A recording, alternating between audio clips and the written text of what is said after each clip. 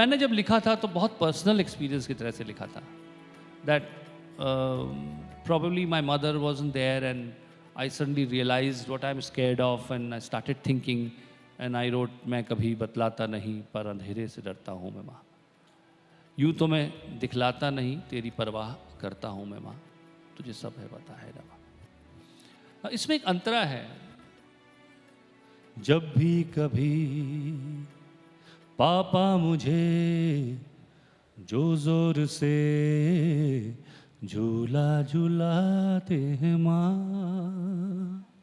मेरी नजर ढूंढे तुझे सोचूं यही तू आके थामेगी माँ।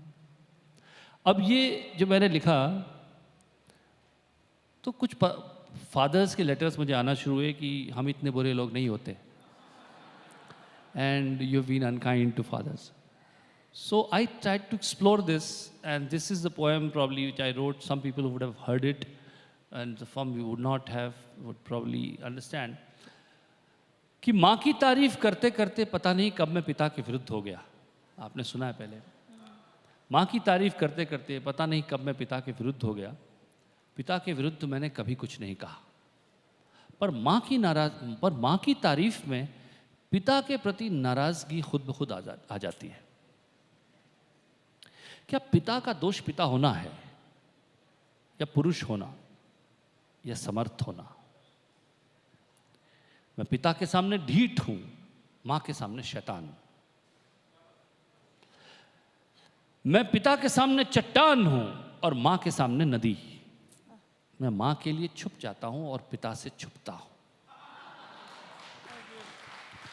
मैं मां के लिए छुप जाता हूं और पिता से छुपता हूं।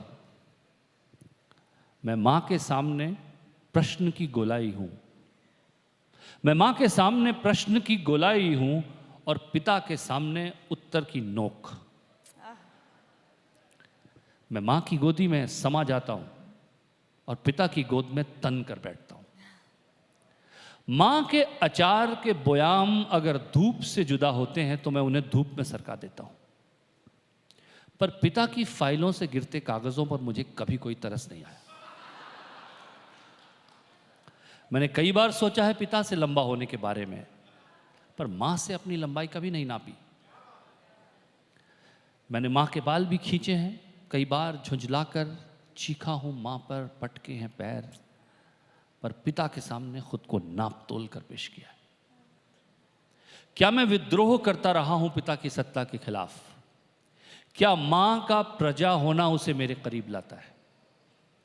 क्या मैं ऐसा ही करता अगर मां की सत्ता होती?